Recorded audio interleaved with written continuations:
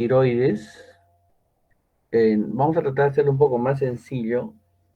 Es una parte, digamos, importante en el metabolismo de nosotros, ¿no? Es una parte importantísima. Jóvenes, si se cortara la señal, por favor, señorita Pauca, me da una timbradita. Está medio inestable, veo la señal, no sé qué ha pasado. ¿Sí? Está bien, sí. Señorita Pauca, ya, gracias. Entonces, la fisiología de la tiroides tiene que ver con todo lo que es el metabolismo nuestro, ¿no? Todo nuestra, la forma en que nosotros catabolizamos nuestra energía y nosotros nos comportamos y nos ayuda al desarrollo neural también las hormonas tiroideas, el desarrollo corporal. Bien, entonces, esta es una glándula tiroides chiquita, ¿no? Bueno, pequeña, pero en relación al resto de glándulas una grande, ¿no? Está a ambos lados de la laringe, ¿no? Más o menos pesa 15 a 20 gramos, ¿sí? Tiene dos lóbulos unidos por un istmo. Secreta básicamente dos hormonas, la tiroxina y la triotironina. La tiroxina es la T4, la triotironina es la T3, es decir, tres,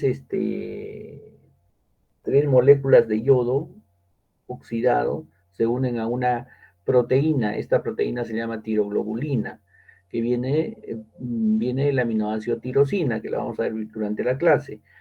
Se unen, ¿no? Se van uniendo, se van juntando las tres o cuatro moléculas de yodo, de ese tipo de yodo, y al juntarse van a producir su efecto, ¿no? Entonces, aumentan el metabolismo orgánico pues notablemente y se ve que si faltan las hormonas desciende el metabolismo en 40-50%. Así como que si hay un exceso de estas hormonas T3, T4, hay un aumento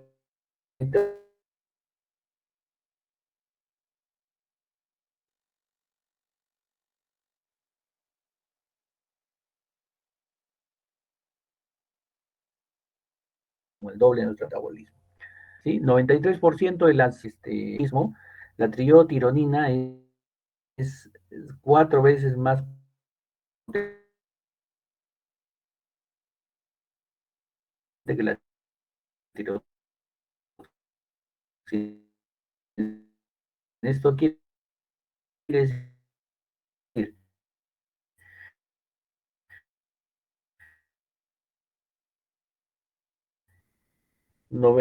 cuando excretamos de la hormona tiroidea.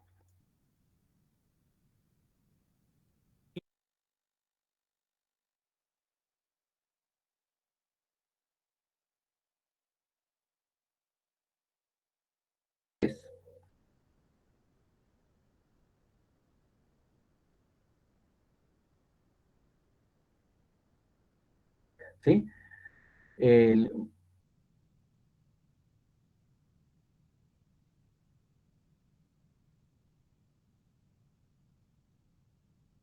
la tiroides se compone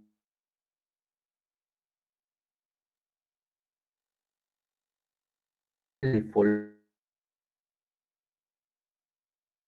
folículos, ¿no? Estos folículos, y estos folículos son una zona muy, muy irrigada.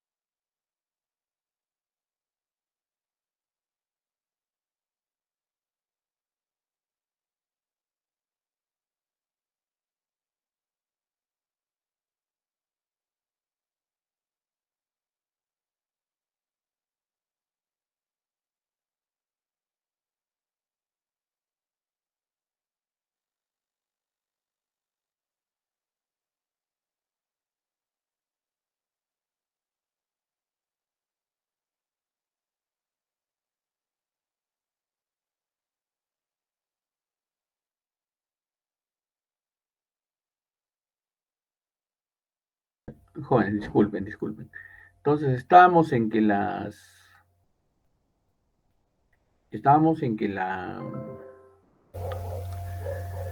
las hormonas tiroideas se van,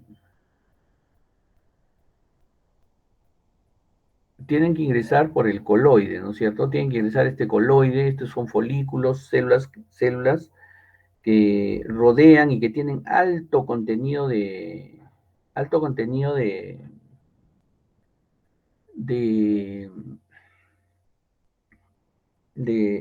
coloides, ¿no es cierto? Entonces, son como islotes que están aislados y que juntos van formando lo que es la matriz coloidea con las células. Estas células permiten el ingreso de los yoduros, ¿no? Del yodo que nosotros ingerimos por vía oral, ¿no? Y al ingresar por vía oral, entonces al intestino son absorbidos, transportados hacia las células estos de los folículos, traspasan por una proteína, traspasan la célula del folículo, y al traspasar la célula del folículo, llegan al folículo y se unen, son oxidadas los yodos, se oxidan y se van uniendo a la cadena de tiroglobulina, ¿no? Entonces, eh, por la sangre, el transporte de los yoduros va llegando hasta la membrana basal, ¿no? Va llegando hasta la membrana basal. Cuando llega, cuando llega a la membrana basal, cuando llega a la membrana basal, entonces pasa hacia dentro de la célula. Esto lo voy a ver en la siguiente transparencia. Acá, miren. Acá tenemos una membrana basal donde a su lado izquierdo dice yodo, ¿no? I. Entonces, acá tenemos un transportador que usa a veces cloruros, es un sin transportador realmente. Y este yodo transportado dentro de la célula, esta es la membrana basal, lógicamente, este yodo transportado dentro de la célula va hacia la base, hacia el ápice, o sea, hacia la cara que va a dar al coloide. Al ingresar al coloide, se va a oxidar por la enzima peroxidasa. Y esto va a permitir, este yodo oxidado se va a unir a la cadena tiroglobulina. ¿De dónde viene la tiroglobulina? La tiroglobulina viene de la tirosina, y la tirosina se forma en el retículo endoplásmico rugoso, luego se va empaquetando en el aparato de Golgi, es liberada hacia el coloide y hay tiroglobulina liberada en el coloide. Entonces ahí se va uniendo con lo que es el yodo oxidado, y al unirse con el yodo oxidado van formando monoyodotirosina, que es una sola molécula de yodo, se van juntando dos, a veces son diyodotirosina, a veces hay KN3 y a veces hay KN4. Las funcionales son la diyodo y triyodotirosina. Esta formación de las hormonas tiroideas regresa por el mismo ápice y se va hacia la membrana basal y es secretada hacia la sangre en forma de T4 o T3, es decir, tetrayodotironina o triyodotironina, ¿no? Entonces, ¿de qué depende esto? Esto depende de la TSH. La TSH, ¿de dónde viene la TSH? Viene de la glándula hipófisis. ¿Y quién le ordena la liberación de la TSH? La TRH que viene del hipotálamo, ¿no es cierto? Recordando el eje hipotálamo hipoficiario tiroides. El hipotálamo secreta TRH, le ordena a la hipófisis que secrete TSH, y la hipófisis anterior secreta le ordena a la tiroides que secrete hormonas tiroideas, ¿no? Entonces, tienes un feedback. Si hay menos hormonas tiroideas, se ordena al hipotálamo, el hipotálamo le ordena al hipófisis y todo ese cuento. Entonces, ese es más o menos el camino que sigue. Si tú le quitas la hipófisis a un paciente, lógicamente no va a haber TSH. Y si no hay TSH, entonces no va a haber liberación de hormonas. ¿Ya? Entonces, lo mismo que hemos visto aquí, entonces la tiroglobulina forma tiroxina y triyodotironina. Ingresa por la membrana basal el yodo, ¿no? Por un sin transportador, por una molécula que se llama pendrina, traspasa toda la célula, ingresa a la zona apical donde va a salir hacia el coloide y ahí la peroxidasa lo oxida, y en el coloide se une al oxidado, se une a la tiroglobulina y forma cadenas, ¿no? Una, dos, de tres, de cuatro. Las funcionales son la T3 y la T4. más produces T4. Entonces, estas cadenas T3 y T4 van a pasar del ápice hacia la célula y de la célula por la membrana basal van a ser secretadas. ¿Quién ordena todo este cuento? Es la TSH. ¿Y cómo se ordena? En base a la cantidad de hormona tiroidea que tenemos en el organismo. Es decir, hay un feedback que nos ordena, si hay menos hormona tiroidea, aumenta, y si hay mucha hormona tiroidea, disminuye, ¿no? Entonces, la tirosina primero se yoda cuando está en el coloide a monoyotirosina, después se yoda a diotirosina, y después en minutos o hasta en horas o en días aumenta las conjugaciones a triyodo, tetrayodotirosina. Entonces, ¿y cómo se unen? Si se unen dos diyodotirosina, forman una tetrayodotirosina o tiroxina. Y si se une una monoyodotirosina con otra diyodotirosina, forma una triyodotirosina, ¿no es cierto? Una T3. Entonces, cuando vamos a liberar por orden de la TSH, bueno, vamos a liberar por orden de la TSH, entonces estas hormonas son captadas por el ápice, llegan, pasan al ápice por unas vesículas que son captadas. Estas vesículas que las captan ingresan a la célula, no son transportadas ahí. En la célula los lisosomas rompen estas vesículas y van cortando las enzimas, ¿no? Las hormonas, finalmente llegando a ser tiroxina y triyodotironina. Mayor cantidad es la tiroxina y menor cantidad es la triyodotironina. Sin embargo, más poderosa en efecto es la triyodotironina. Espero que esté claro eso, claro. Entonces, 93% corresponde a la tiroxina o T4 y el 7% a la T3. Sin embargo, en el, en el organismo más potentes son la T3, por lo que la mitad casi de la T4 pierde un yodo y se forma en T3, ¿no? En T3. Y al final esa T3 es la que va a actuar sobre nuestro organismo en mayor potencia. Entonces, esto va a hacer que poco a poco estas proteínas plasmáticas que transportan a estas hormonas, ¿sí? Principalmente son globulinas y hay algunas albúminas. Entonces son transportadas hacia los tejidos y en los tejidos son liberadas lentamente, ¿no? Entonces las hormonas tiroideas tienen una acción, digamos, lenta de inicio, pero, de un tiempo mayor prolongado.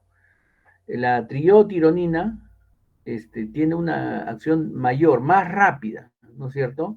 Más rápida que la tetrayodotironina, que la T4, ¿sí?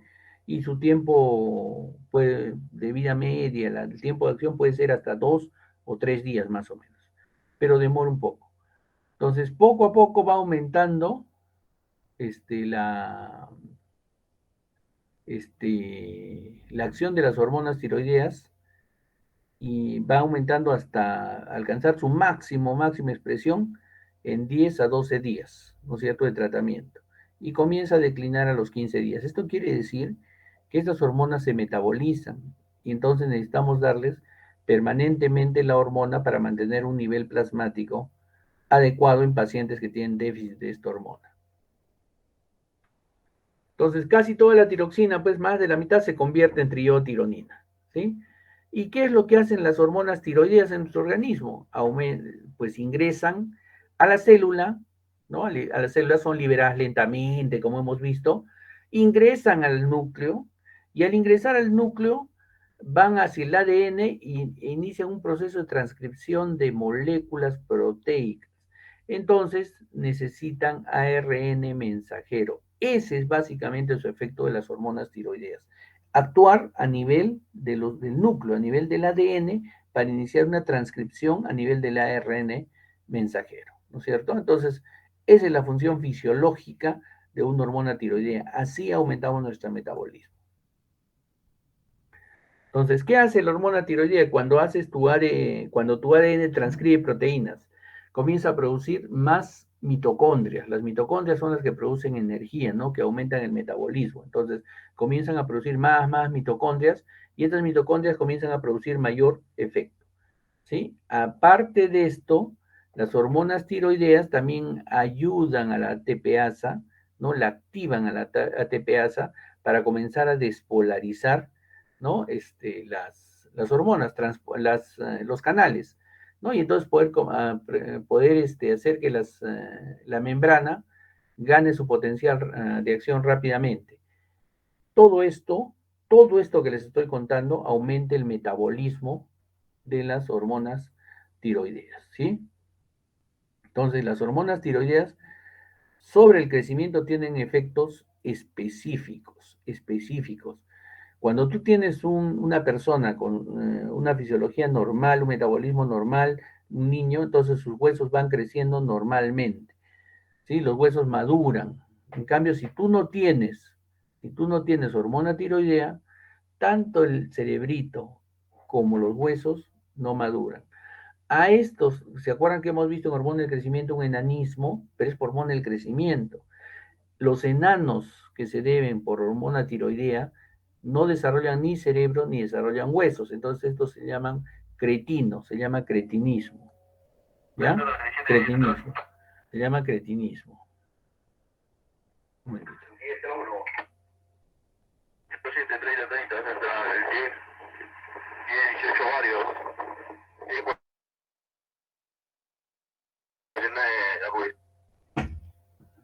¿Ya? ¿Qué hace también la hormona tiroidea? La hormona tiroidea aumenta el metabolismo de los lípidos, ¿sí?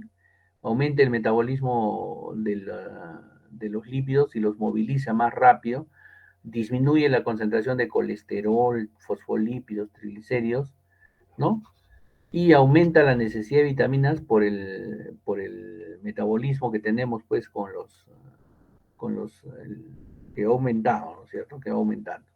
Entonces, aumenta el metabolismo basal, como les decía, hasta el 100% y lógicamente vas a comenzar a disminuir el peso corporal porque tu requerimiento va a ser más del que te da tu alimentación. Aparte de esto, aumenta la frecuencia cardíaca porque aumenta el metabolismo, aumenta el número de latidos por minuto. Esto aumenta también el flujo sanguíneo y lógicamente, como hemos visto ya, al aumentar la frecuencia cardíaca, aumenta el gasto cardíaco, ¿no es cierto? Entonces, también pasa eso. Como la hormona tiroidea actúa con sus receptores, entonces aumenta la fuerza de contracción del corazón, ¿sí? Entonces potencia el músculo cardíaco. Al aumentar, el flujo sanguíneo, ¿sí? En los tejidos, en el tejido cardíaco, entonces comienza a aumentar el tejido, entonces comenzamos a tener una presión sistólica y aumentar la fuerza de contracción y todo eso, aumenta la presión sistólica, sin embargo la diastólica se mantiene normal. Esto lo vamos a ver con cuidado, no se vayan a atormentar con esto. Hay un aumento de la presión arterial diferencial, ¿ya? Entonces, todo esto cuando yo tengo exceso de hormona tiroidea, entonces se potencia y entonces mi contracción muscular aumenta y comienzo a tener temblor muscular, se llama tremor. Hay aumento de la respiración, aumento de la excitación del sistema nervioso central, el paciente se torna hiperactivo, ¿no? Aumento de la motilidad digestiva, comienza a tener diarreas, hay alteración en el sueño, ¿sí? La función sexual se ve alterada, disminuida. Entonces, nosotros, y aumenta la secreción de casi todas las otras hormonas, ¿no? Aumenta totalmente tu metabolismo. Entonces, el paciente que tiene exceso de hormona tiroidea tiene que ver un tratamiento adecuado inmediatamente. Entonces, ¿quiénes regulan la hormona tiroidea? La TSH, ya lo hemos visto, ¿cierto? Y el monofosfato adenosina cíclico, el AMP cíclico, actúa como un estimulador también de la TSH, ¿sí? La TSH. Y la TSH está liberada por la tiroliberina que viene, o la TRH que viene del hipotálamo, ¿no es cierto? ¿Quiénes reducen? ¿Cómo damos el tratamiento? Esto solo es tratamiento, no quiero esto no lo voy a preguntar. No lo voy a preguntar, esto lo vamos a ver en farmacología más bien, pero es importante que ustedes se orienten más o menos.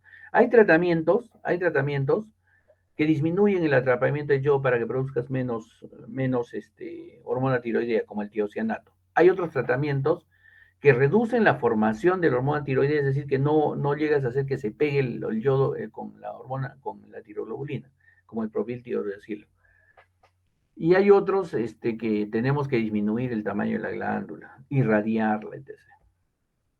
Entonces, ¿qué causa el hipertiroidismo? El hipertiroidismo aumenta el tamaño de la glándula tiroides, generalmente. Y la secreción de cada célula se multiplica, ¿no? Se multiplica. Por aumentar el número de folículos, aumenta el tamaño, ¿no es cierto? Entonces, tenemos enfermedades para aumentar la tiroides, como por ejemplo la enfermedad de Graves. La enfermedad de Graves es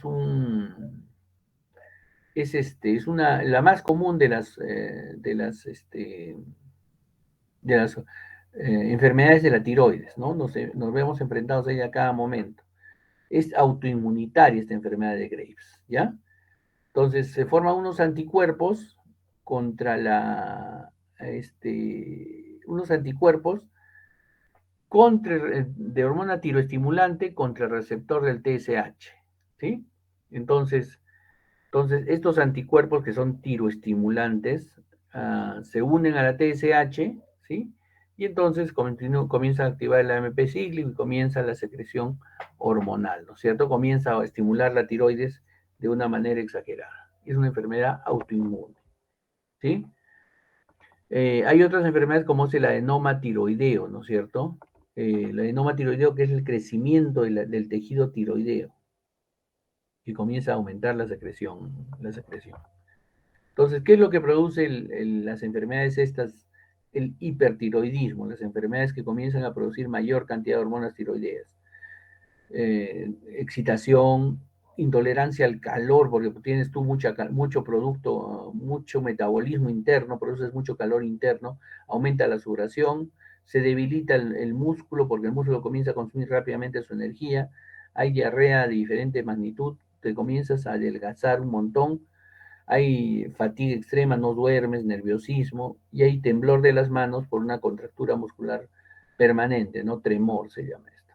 Así también, en la enfermedad de Graves hay aumento del tejido retroocular y entonces nosotros vemos una persona con exoftalmos, aparte de ser delgada, temblorosa, sudorosa, nerviosa, la vemos con exoftalmos.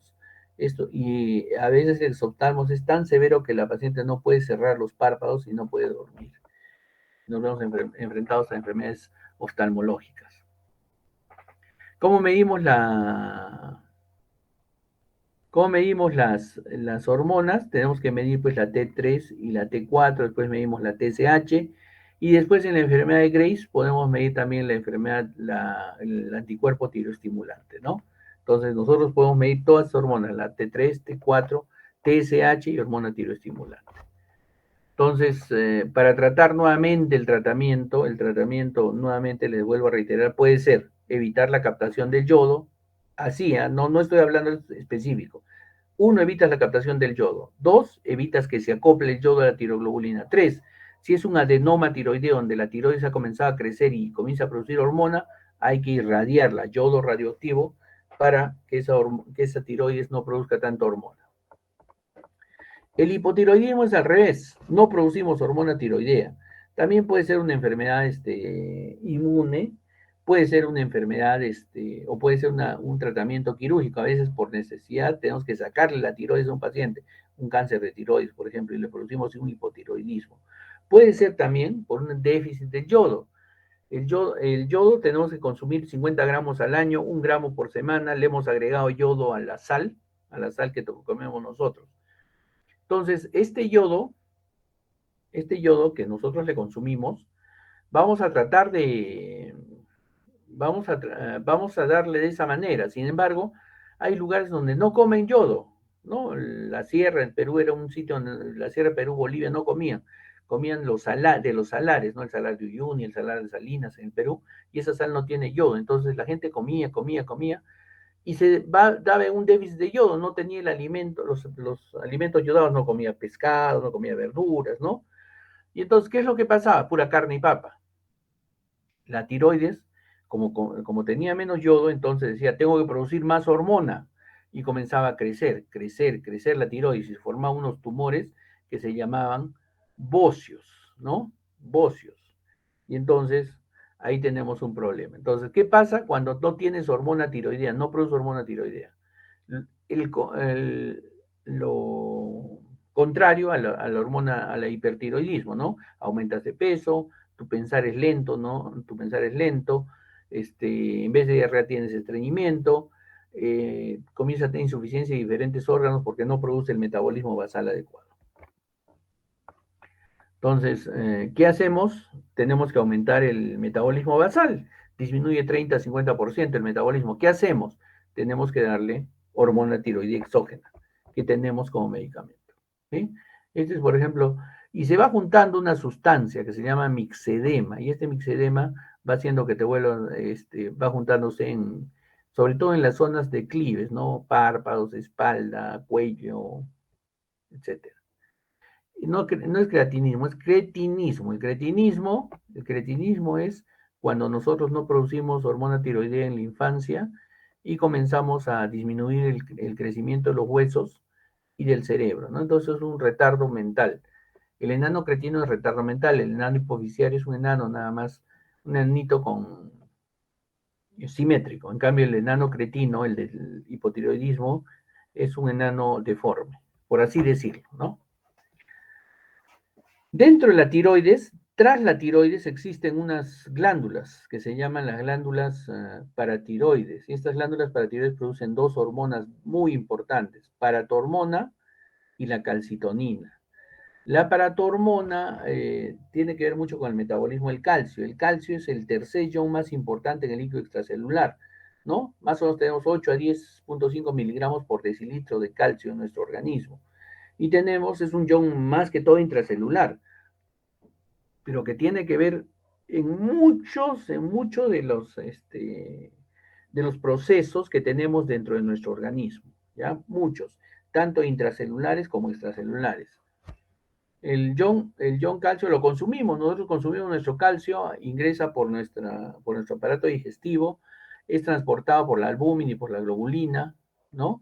Pegada a la albúmina y a la globulina, casi el 40%, y el otro 48% está ionizado, es libre el calcio, ¿no? Y un poco el calcio es unido a iones fosfatos y citratos. Es decir, 40% unido a proteínas, 48% libre y el otro 12% es unido a iones como fosfato, como el citrato. ¿Para qué nos sirve el calcio? Para el crecimiento, la división celular, estabiliza membranas, tiene procedimiento de segundo mensajero, la coagulación, el hueso, secreción exocrina, es el que activa en el cerebro la liberación de los neurotransmisores, etc. Es importantísimo el calcio en nuestro organismo, ¿sí? Importantísimo. Entonces, tiene más que todo en el hueso, por ejemplo, está 99%, está en la matriz extracelular y 0,1% en el fluido, en el líquido extracelular y 0,9% en el intracelular. Principalmente está en la matriz extracelular del hueso, es decir, la osificación. Este calcio, cuando ingresa, tiene que unirse pues al hueso para calcificarse, ¿no es cierto? Y tiene múltiples acciones. Acá tenemos un esquema de las múltiples acciones que tiene el hueso del calcio, desde que estabiliza la membrana celular. El calcio puede ser segundo mensajero, el calcio activa el sistema de la coagulación, el calcio activa el sistema de contracción muscular, el calcio tiene que ver con el hueso, libera neurotransmisores, etc. El calcio es, digamos, un ion, a pesar de ser el tercer ion en importancia, es un ion importantísimo, entonces, ¿no? Entonces, el calcio cuando ingresa a la célula, tiene diversos ligadores de calcio, ¿no? Principalmente tenemos varios de ellos. Uno de ellos es la calmodulina, por ejemplo, ¿no? Que ya hemos visto cuando hemos hecho contracción muscular. La calmodulina se une al calcio y actúan como una proteína efectora, ¿no es cierto? Entonces, luego activan la fosfodiesterasa, el AMP cíclico, y esto es una proteína también efectora y ocasiona los efectos fisiológicos dentro del organismo. ¿Qué efectos fisiológicos hace la fosfodiesterasa? Puede abrir canales, puede cerrar canales, etc. La fosfodiesterasa es un segundo mensajero que es activado por el complejo calcio-calmodulina, ¿no? Entonces acá tenemos proteínas que ligan el calcio y que nos ayudan a regular, ¿no?, los trabajos. La calmodulina, como hemos visto ya, que activa las enzimas como la fosfodiesterasa. La troponina C, lo que hace es el músculo esquelético, ¿no? El corazón, ¿no?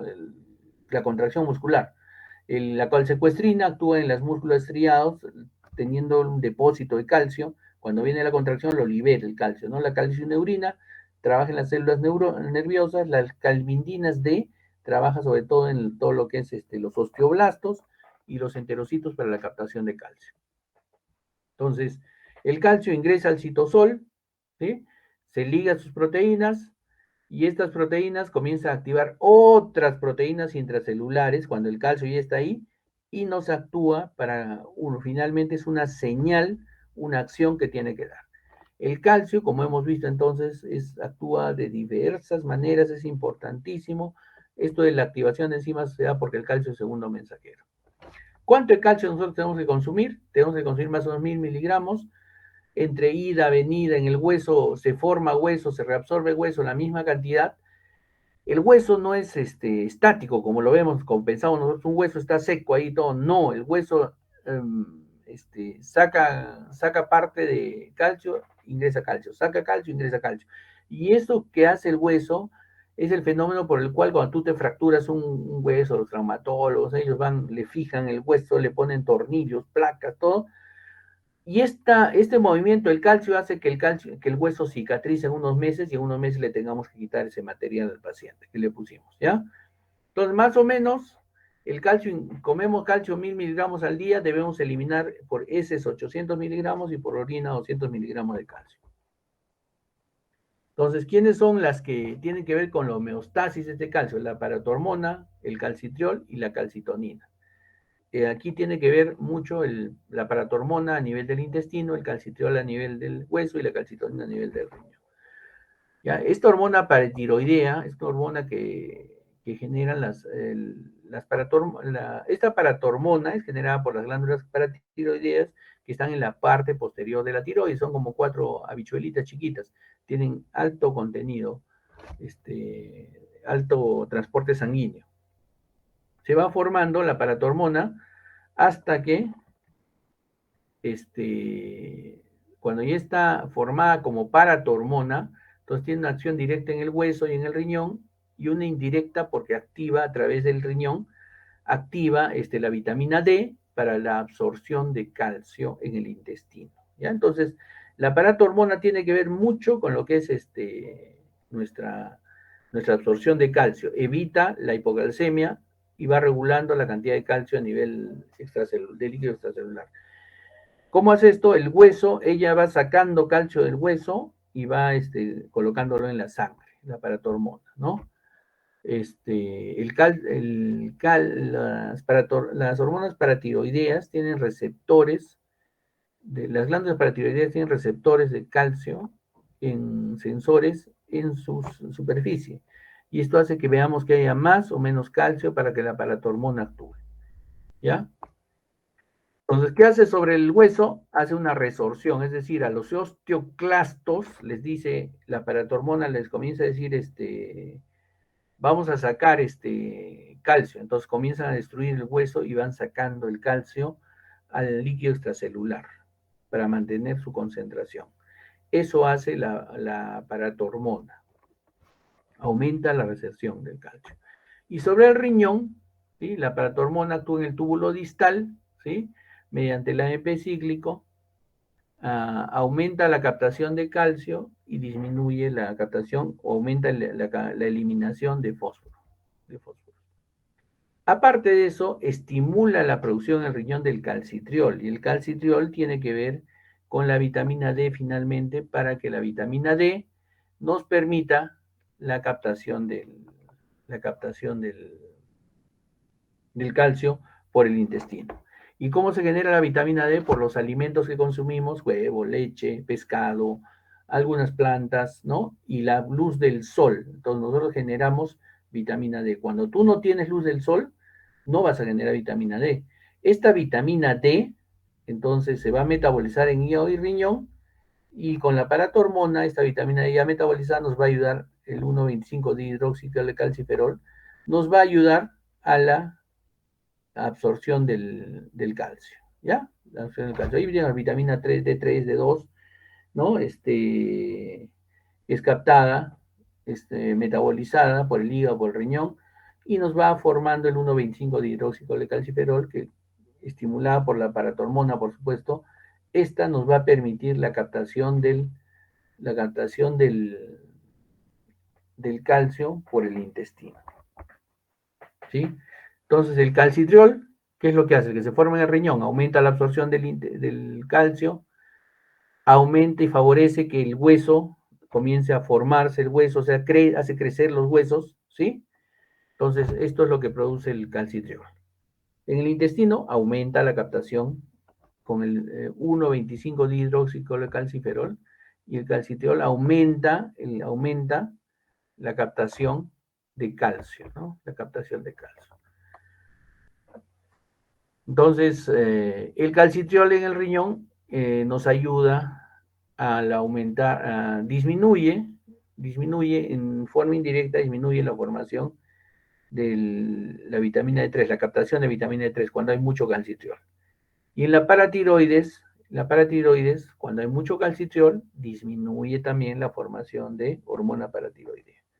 Entonces, ¿qué es lo que pasa acá? El calcitriol ayuda a la construcción del hueso, y el riñón ayuda, el aparato hormona ayuda a la destrucción del hueso. Entonces es un equilibrio constante. Uno aumenta la captación, el otro disminuye la captación, ¿sí? La calcitonina, que también nos ayuda justamente a la formación. Cuando hay hipercalcemia, aumenta la secreción de calcitonina, y cuando hay hipocalcemia, disminuye la secreción de calcitonina. Este es un efecto, esta es una hormona secretada por las células parafoliculares de la hormona de la glándula paratiroides, ¿no? Entonces, ¿qué hace la calcitonina? Disminuye la reabsorción ósea.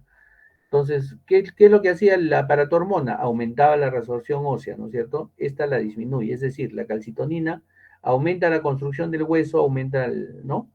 Y la paratormona destruye. Entonces, ya creo que con esto ya está claro el concepto de la glándula paratiroides. Tiene paratormona que aumenta la destrucción del hueso para sacar calcio y que vaya a la sangre.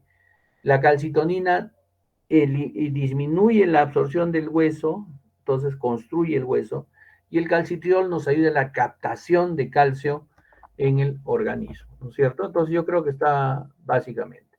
El fósforo, bueno, el fósforo ya es lo contrario al calcio, digamos, ¿no?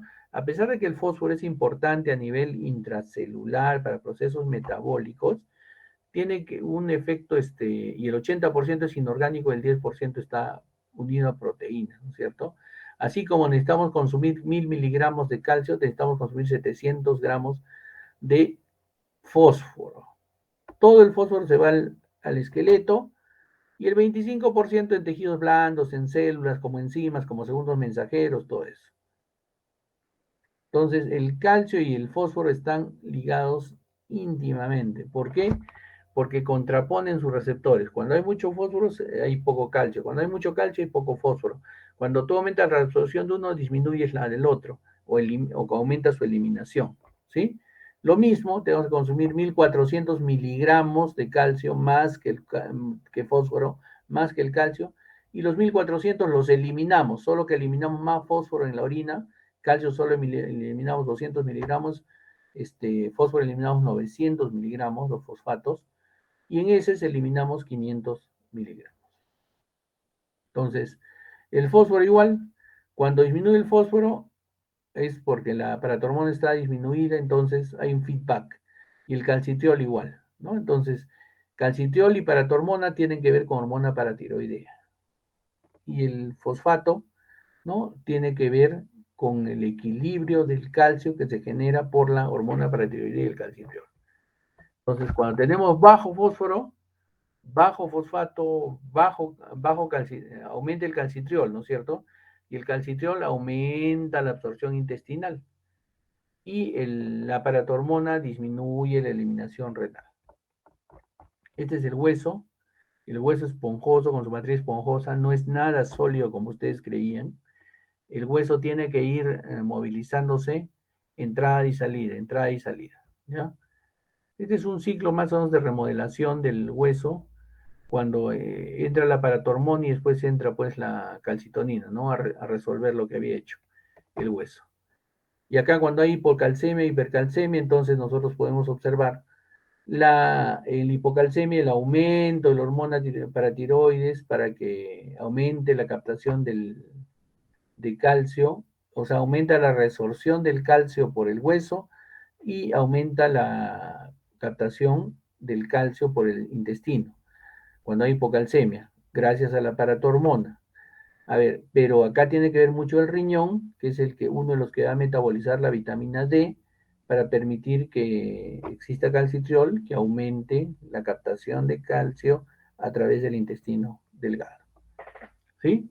Hipercalcemia severa, si tenemos, cuando hay más de 12 miligramos por decilitro, igual hay apatía, náuseas, estreñimiento, etc. Hipercalcemia y la hipocalcemia severa también tenemos parestesia, arritmias, tetania, ansiedad, ¿no? Cuando está menos de 8.5 miligramos.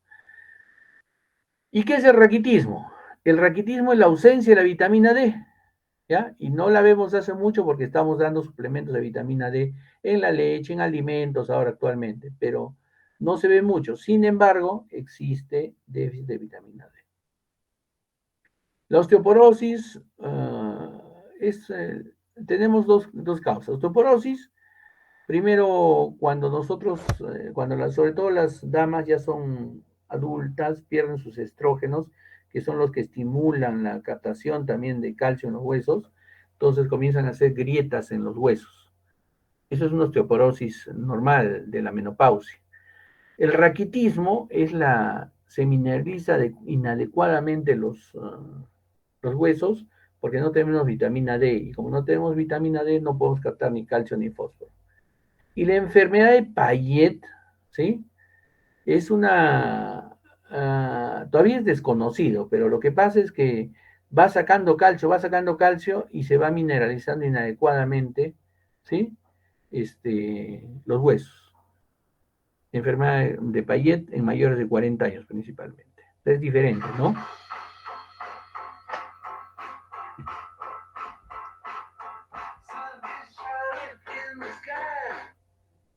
Cielo.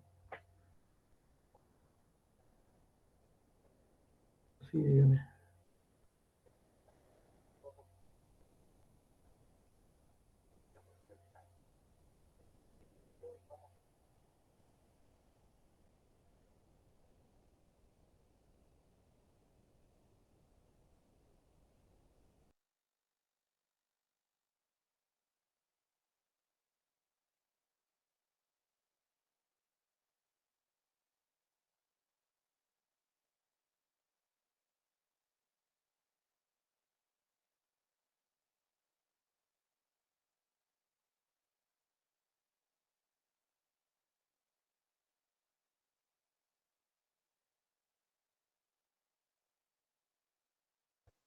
Bien, jóvenes, vamos a descansar 10 minutos para hacer la siguiente clase, que es hormonas del páncreas, por favor. ¿Sí? ¿Alguna pregunta?